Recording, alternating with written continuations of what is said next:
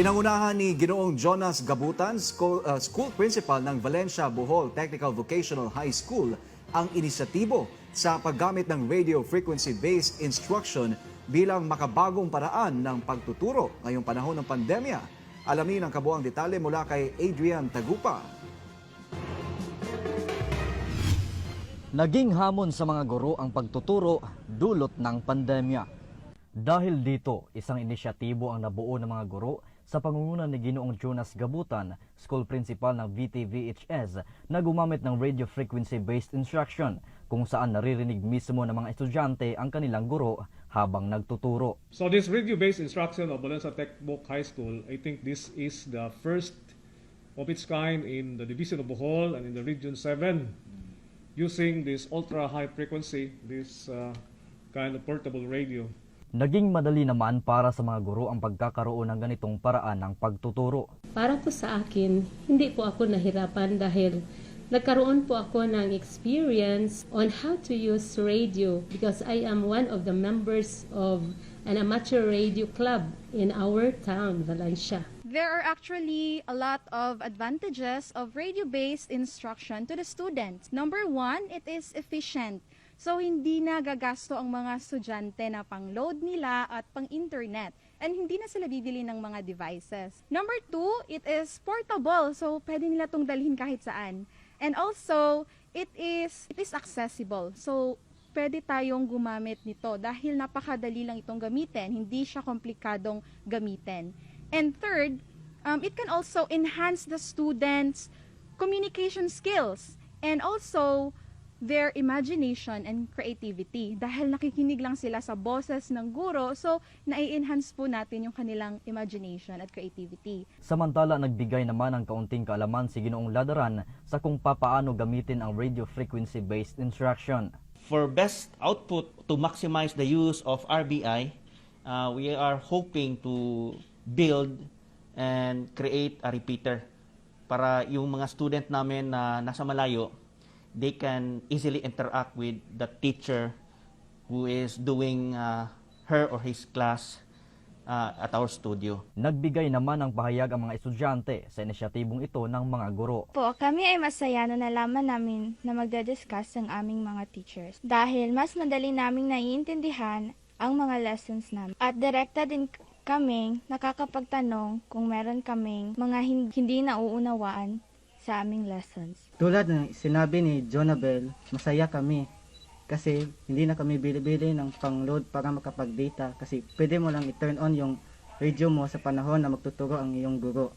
May mensahe naman ang mga guro sa kapwa nila guro. Let's find ways, whether small or big, para sa kapakanan ng mga estudyante. At saludo po ako sa lahat ng guro na nagsasakripisyo at inuuna ang kanilang estudyante. Let's do everything to promote and to improve the academic performance of our students. Bukod dito, may panawagan naman si Ginoong Gabutan sa lahat. Naghanap po kami ng mga donors para sa ating mga kabataan na makatulong tayo upang mapatuloy ang edukasyon sa ating mga kabataan sa pamagitan ng radio-based instruction. Kaya naghanap kami ng mga donors ng radio set like this one na tinatawag nating walkie-talkie para magagamit natin sa ating pagpapatuloy sa pagbigay kaalaman sa ating mga kabataan. Nag-uulat ito si Adrian Tagupa, SMNN News, Bohol.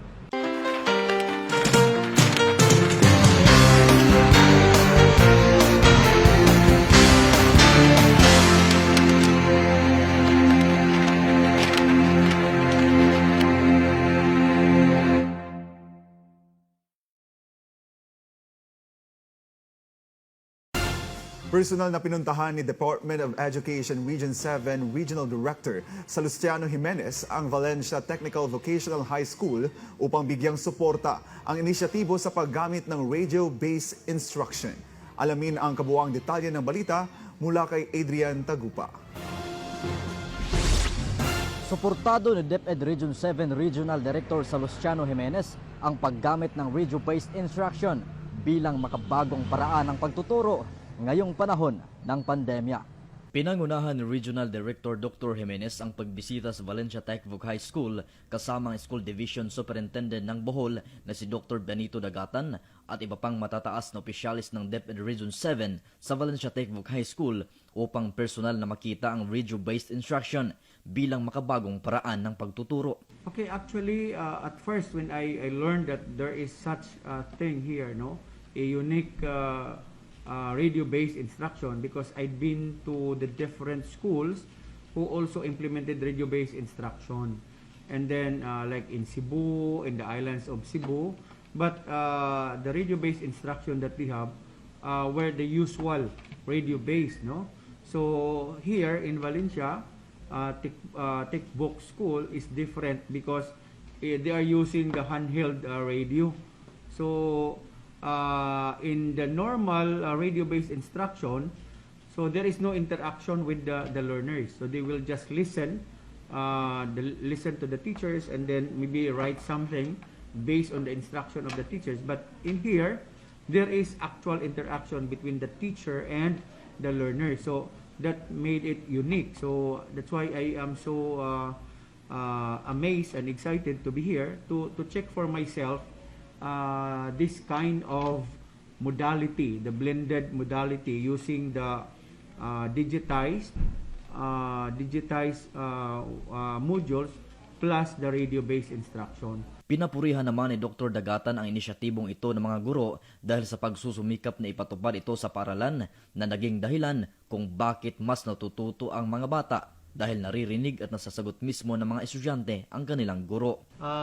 Yung principal talaga ay nag-iisip, no? Nag-iisip na kung ano ang dapat gawin na mag-improve pa ang delivery of instruction, considering na yun ang challenge natin na walang face-to-face. Imo-monitor ko kung paano ginaganap ang proseso sa unang-una sa klase, kung ito ba effective, kung kailangan ba itong i-improve.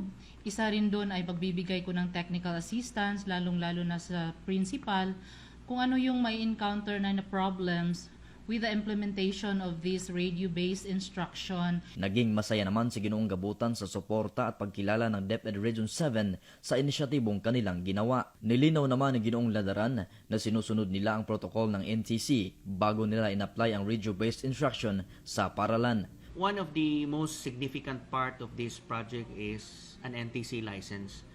Before ka gumamit ng UHF frequency, it requires a special license. Here in Valencia Techvoc, we have few teachers who has NTC license. We have 1 Class B, we have 7 Class C, and we have about 14 Class D. And I belong to Class D. When you're going to put up a UHF base, kailangan ng Class B.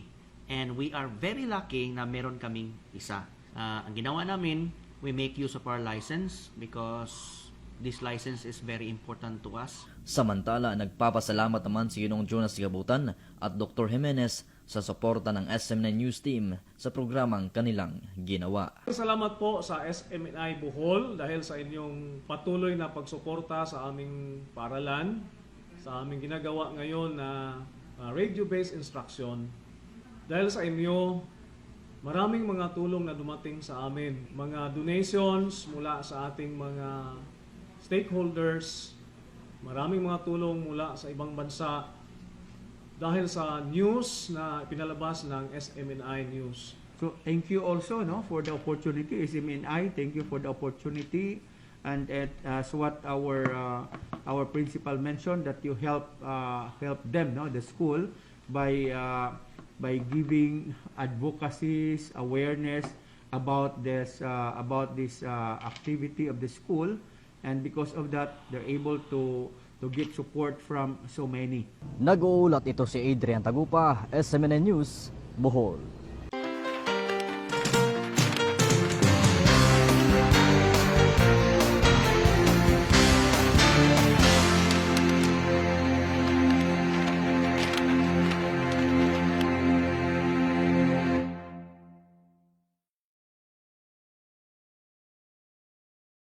Unya, usapod nabisita sa ato ang director ang Techvoc, no, sa Valencia. Yeah. Kay lain-lain man lagi sa ato ang basic education learning continuity plan nga gibawal ang face to face. So ang atong mga eskwelahan nga nakalanlain pud ang ilahang kapasidad, mo nang lanlain pud ang ilahang mga inisyatibo. So sa textbook nato sa Valencia, ang ilang inisyatibo is nagamit sila og kanang radio based instruction pero dili transistor radio gigamit. Katong gingog two-way radio Two-way based radio, instruction. yeah. Na mo na nga atong nakita based sa pagbisita sa director, nga ila pong gipakita gid dito unsaon paghimo nga mas ni appreciate ang director kay doon na gyud interaction sa mga kabataan.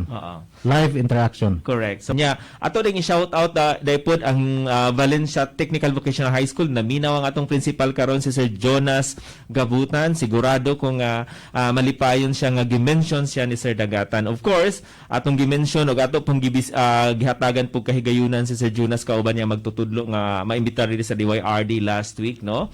Kay kanang ato ang innovation sa Valencia Technical Vocational High School. Ako ning gimension sa mga niaging adlaw nga usa ni ka unique nga innovation kay so far sa tingali sa Pilipinas wala pa ta nakadungog og nilahi nga paagi kaning giingon nato radio based instruction. Do na atay mga radio based instruction kanang naanda nato maminaw ta sa radyo pero ang naka-unique ug nakalahi ani sa Valencia Technical Vocational High School maupot ni tingali nga midayig gyud ang atong regional director tungod kay naggamit ni og two-way radio sets nga katong giingon ni Sir Dagatan nga naay panahon nga na interaction, meaning to say pwede mangutana, pwede ma-interact ang atong mga learner.